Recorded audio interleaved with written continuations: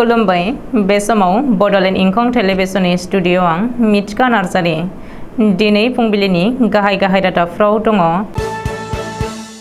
2024 नि सिगां कार्बि आंलंनि बर'फोरनो एसटि होआब्ला एबसुआ गोख्रों सोमावसारगोन। फैगौ 7 जुलाइसिम आसाम आरो मेघालयआव गोब्राब अखा हागोन फोरमायदों बोथोर बिगियान। बिहाली एसेम्बलि बियाबजों गहपुरनि बर' गामिखौ सोदेरनायनि हेंथायै गोबां आफादफोरा खुद्रिसारदों। इन्डियान एयार फर्सनि सासे जवाना फासि नांनानै थैदों। गोदान दिल्लीआव जानो गोनां एसिय जथुमखौ नरेन्द्र मदिया दैदेनगोन।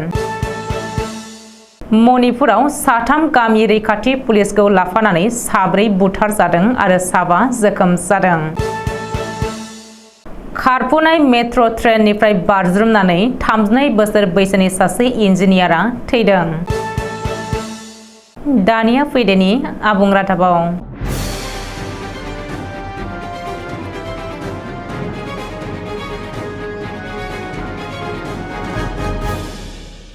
कार्बि आंलं जिल्ला दुलाराय बर' फरायसा आफादा मैया जिल्लानि बेन्दोंआव थानाय गं 14 दखराक आरो कलेज दालाइसा एबसुनि बिबानगिरिफोरखौ लानानै लांहिन फरायसालिमायाव मावथि फारिया जथुम खुंदों।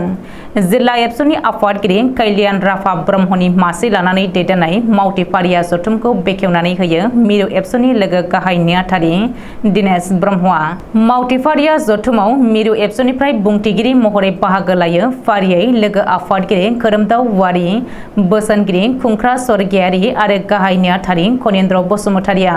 गाहाय बुंथिगिरि महरै बाहागो लानानै मिरु एबसुनि गाहाय नेहाथारि खनिन्द्र बसुमतारिया एबसुनि गोथार संबिजिर आरो एबसुनि बिबानगिरिफोरा मावनो गोनां हाबाफारिफोरनि सायाव गुवारै बिबुंथि लाखिनानै बिटिआर गोरोबथानि 6.1 दफानि गेजेरजों कार्बि आंलंनि बर'फोरनो हाजोआरि मोनथाय होनाय, हानि जेंना सुस्रांनाय, समाजारि थासारि आरो थांनाय 20 जुन 2023 इं खालाराव भारतनि इलेक्शन कमिशना फोसावनाय एमपि आरो एमएलए समस्तिनि डेलिमिटेशननि सायावबो गुवारै बिबुंथि लाखिनानै बिटिसि गोरोबथानि 8 दफायाव कार्बि आंलंनि बर'फोरनो एसटि होनायनि खोथा दंमोनब्लाबो नाथाय थांनाय 17 बोसोराव सरकारा मावफुङैलाय फिन बिटिआर गोरोबथायाव 6.1 दफाखौ लाबोफिननाय जादोंमोन।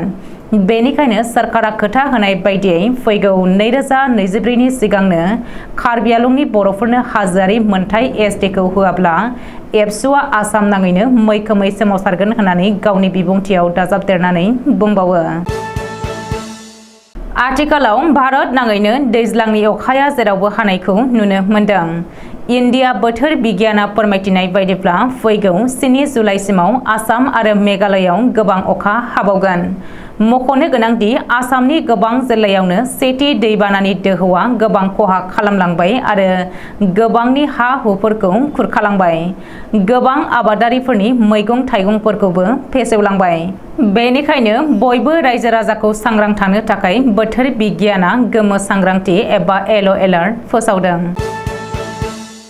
सनितपुर जिल्लानि गहपुर ओनसोलनि गोबां बर' गामिखौ बिहाली समस्तिजों सरजाबफानायनि हेंथायै गहपुर ओनसोलनि गोबां ट्राइबेल माहारियारि आफादफोरा खुद्रिसारदों। गहपुर जिल्ला ट्राइबेल संघ, बिश्वनाथ जिल्ला एबसु, सनितपुर जिल्ला टिएमपिके, गहपुर जिल्ला बर' थुनलाइ आफाद, देउरि फरायसा आफाद, कार्बि फरायसा आफाद गासै मोन 13 ट्राइबेल आफादफोरा ज' जानानै 3 जुलाइ 2023 अक्ट' समबारखालि आथिखालाव बिसायख'थि आय'गा फोसावनाय डेलिमिटेशन ड्राफ्टनि हेंथायै मोनसे मास प्रटेस्ट रेलि खालामनाय जायो।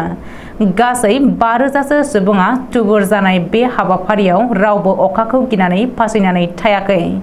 मख'नो गोनांदि आथिखालाव बर'फोरनि भटखौ थेर बेथेर बोखावनानै बर' हारिनि सिनस्रि बुफायनो नाजानाय खामानिया रोखा रोखा नुजादेरदों। बेनिखायनो बर' एबा ट्राइबेल माहारिया सहायनो गोब्राब मोनदों सुथुरनि सोलो बाहायनायखौ। खोला दिल्लीनि त्यागरा स्टेडियामाव इन्डियान एयार फर्सनि सासे जवाना गावनो गाव फासि नांनानै थैदों। थैनाय एयार फर्स जवाननि मुंखौ उत्तर प्रदेश खड़गपुरनि थागिबि अखिलेश्वर मिश्र होननानै सिनायथि होदों। थैनायनि सिगां अखिलेश्वर मिश्रआ गांसे सुसाइड नोट लिरनानै गालांदों होननानै मिथिहोदों पुलिसआ। खोला दिल्लीनि जिल्ला बेंगिरि चन्दन चौधुरीया फोरमायथिनाय बायदिब्ला टेगरा स्टेडियामाव मर्निं वाक खालामनो फैनाय सुबुंफ्रा गोथैखौ नुसनो आरो बिसोरनिनो सोरबा सासेया लोगो लोगोनो पुलिसनो फुंनि 5:40 रिंगायाव खिन्थाहरो। टेगरा स्टेडियामनि 7 नं गेटनि उल्था फारसे अखिलेश्वर मिश्रआ फासि नांनानै थैदोंमोन। आथिखालाव पुलिसआ सुसाइड नोटखौ आबुङै नायबिजिरनो थाखाय लेबरेटरियाव दैथायहरबाय होननानै मिथिहोदों। गोदान दिल्लीयाव जानो गोनां सांघाई क'अपारेशन अर्गेनाइजेशन एबा एसिय'नि जथुमखौ भारतनि गाहाय मन्त्रि नरेन्द्र मदिया दैदेनगोन। मंगलबारखालि सानजौफु 12:30 रिंगायाव जानो गोनां बे एसिय'नि जथुमाव रासियानि हादरगिरि व्लादिमिर पुतिन आरो चाइनानि हादरगिरि शी जिनपिं मोना बाहागो लागोन।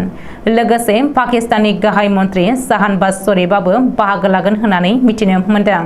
मख'जाथावदि बेनि सिगाङाव बायजोआरि मन्त्रिफोरनि एसिय' जथुमखौ भारतआ बायजोआरि मन्त्रि डक्टर एस जयशंकरनि मासि दैदेननायाव गवानि पर्ट ब्लेयाराव खुंखांबायमोन।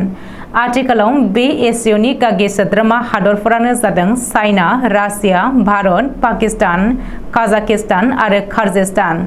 बेनि अनगायैबो अबजार्भार महरै बाहागो लानो हायो उजबेकिस्तान आरो ताजिकिस्तान हादरा। लोगोसेनो खोला एसियानि हादरफोर फारियै नेपाल, श्रीलंका, भुटान, आफगानिस्तान आरो इरानाबो बायलेटारेल सोद्रोमा महरै बाहागो लाफानो हायो। मोननै हारिनि गेजेराव हारियारि दाङाबाजि जानायनि जाहोनाव आयेनारि थासारिया गाहाम नङा। रबिबारखालि मणिपुरनि बिष्णुपुर जिल्लायाव खैजमानथाबी गामिनि गामियारि रैखाथि पुलिस एबा बिडिबिफोरा गामियाव पहेरा होबाय थानाय समाव सोरबा सिनाय मोनै थिउरियाफोरा जानला मानला गुलि गावनायाव बिडिपिनि 3 सोद्रोमाया जायगायावनो 3 थैदों आरो साबाया जोखोम जादों। जोखोम जानायफोरनि गेजेराव 2आ जोबोद गोब्राब होननानै पुलिसआ मिथिहोदों। बेनि अनगायैबो पानपकपि जिल्लायाव सासे सुबुंखौ सिनाय मोनै सोरबा दुथाङा खर' दानस'यो। मख'नो गोनांदि आथिखालाव मणिपुरनि हारियारि दाङाबाजियाव दासिम गासै 125 सुबुंनि जिउ खहा जालांबाय। नाथाय अब्लाबो नखर बिफाननि गोबां नाजासेयावबो गोजोन थासारिखौ लाबोनो हायाखै। मेइते आरो कुकी हारिनि गेजेराव हारियारि दावहाया जायगा जायगा सोलिगासिनो दङ। NH2 राजा लामाखौबो बन्द खालामनानै दोनदों होननानै सुलुङाव मिथिहोदों। दिल्ली NCRनि नयडा नोगोर सेक्टर 34 ओनसोलाव खारफुनाय मेट्र' ट्रेननिफ्राय बाज्रुमनानै 32 बोसोर बैसोनि सासे इन्जिनियारा गावखौनो फोथैनानै लादों।